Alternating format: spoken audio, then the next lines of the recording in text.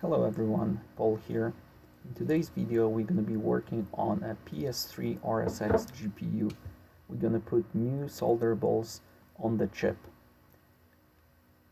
As you can see, the chip is already removed from the board, and now we're going to start cleaning that exceed solder from the chip. I am using a T245 soldering station set to 280 degrees Celsius and slowly cleaning the pads. Try to use fresh solder wick every time you can see that it doesn't suck solder anymore. Try not to push too hard, otherwise you can damage the pad or completely damage the chip.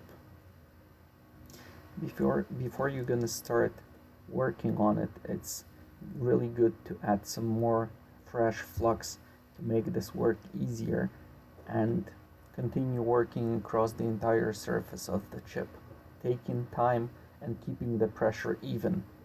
If you're gonna rush this step or press too hard, it is easy to damage the pads and the whole chip gonna be garbage.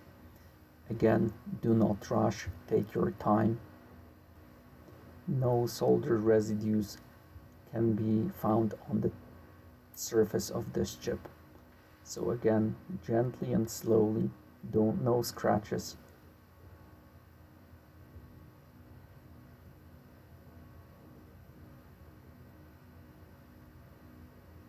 I didn't look at the screen, that's why you have this chip a little bit off that screen. Now we have to clean up that chip with isopropyl alcohol and use some lint-free cloth.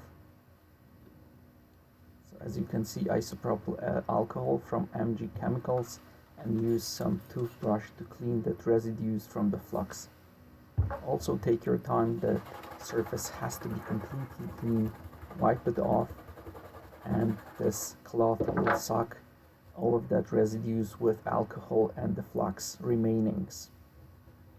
Now let's put the chip into the jig. Tighten it a little bit, not too hard, don't squeeze it. Put the top of the jig and align with the pads with that stencil. Loosen the screws and align it properly. All solder points have to match the stencil. Tighten the jig, and now we can apply some flux. Well, first I'm heating up a chip a little bit so the flux will be easier to apply. As you could see, there was some hair or some dirt. The flux I am using is NC559, is some kind of a knockoff from AliExpress. As you can see, you have to apply the flux evenly, and every single solder point has to be covered with the flux.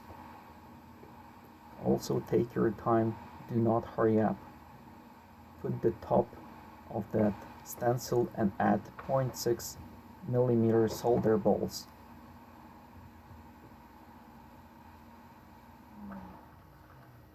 Now grab a stencil, hold it and wiggle it so that solder balls can jump inside the stencil.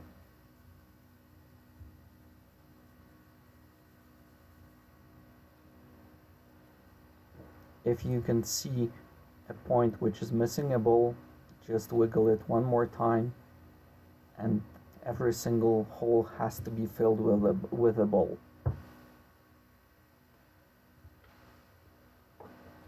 If you are seeing some missing balls, use a tweezers and just add some balls into that hole.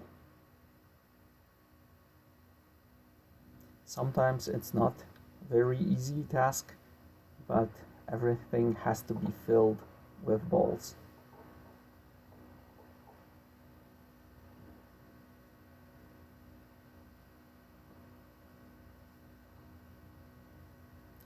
If you are missing some, just take it from that jar.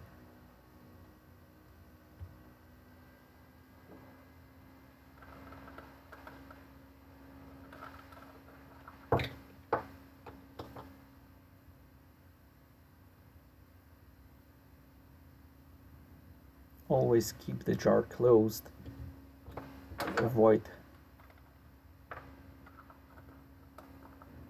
tipping the jar over. I'm not gonna lie, happened to me quite many times.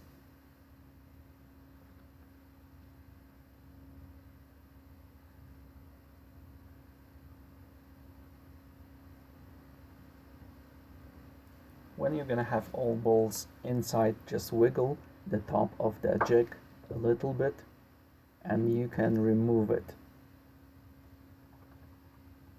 As you can see, all solder balls are in place, and now we can start heating them up. I am using a DIY hot plate to preheat the chip to avoid too quick temperature rise. As you can see, I am using an old 968 rework station connected to my hot plate as a controller. So now put the chip in on that hot plate.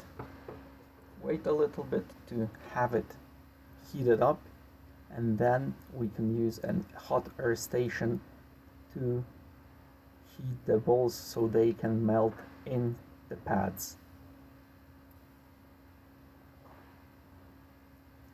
I am using a Sugon 8650 Pro hot air station set to 400 degrees Celsius and airflow 15. It's much easier to use that bent nozzle, angle nozzle, and just try to heat it evenly, make round movements, and as you can see in a moment, that balls will melt into its place. All the time round movements, try not to keep that station at the same spot, otherwise you can have that popcorn effect and your chip gonna be garbage. All soldering stations will have its own temperature, so don't stick to I found out that 400 degrees is a safe temperature for my chip. Also, the reason I'm using that hot plate from the bottom, it's easier whenever you are having that IHS plate still attached to that RSX chip, because you have to use more heat otherwise. Whenever you're gonna preheat from the bottom, it's much easier to do it this way. Again, this process takes time. Do not hurry up, otherwise your work will be screwed up. Sometimes you have to adjust some balls because they can move, they can melt together, so all the time you have to control the process. Try to look on it. I've been trying to video it from the top because sometimes I am using also my microscope to visually check the process.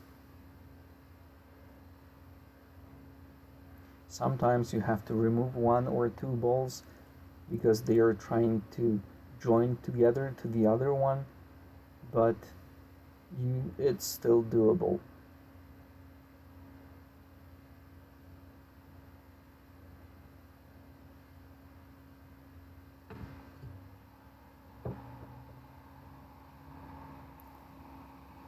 As you see that some solder balls are already molten and attached to the soldering pad, but they are not really aligned, you can use some more flux and just reheat them again.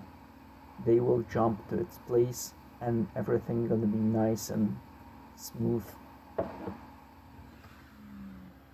with the leaded solder balls I am using, you can see it right away whenever the solder ball is molten.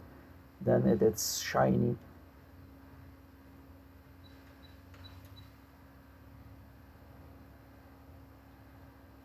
Again, try to not hurry up. Make it that round movements. Try to avoid focusing on only one spot. Of course, you can control the temperature, taking that nozzle closer or further away from the chip.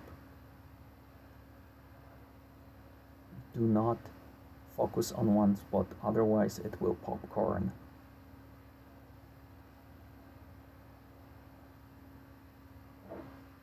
Again, you can add some more flux.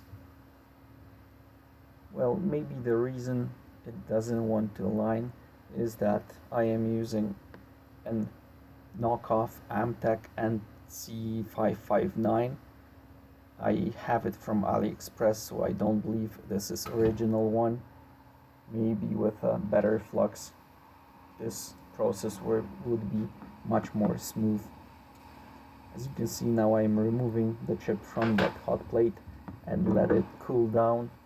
Try not to touch the chip during the cooling and avoid disturbing the solder balls.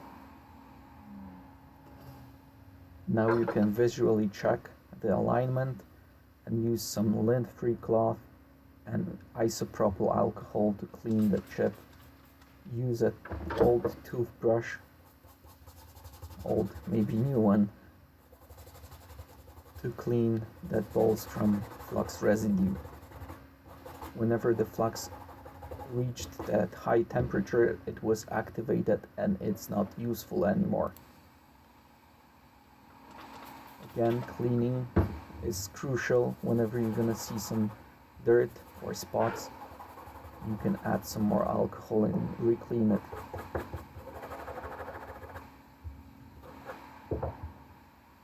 I found some small hair and some residue. As you can see, that yellowish thing on the cloth was dirt. Now you can visually check all the solder balls on the chip. Nice and shiny.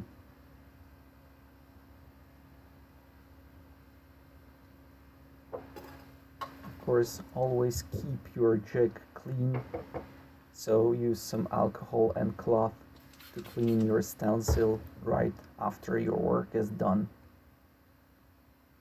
Don't leave it for another time.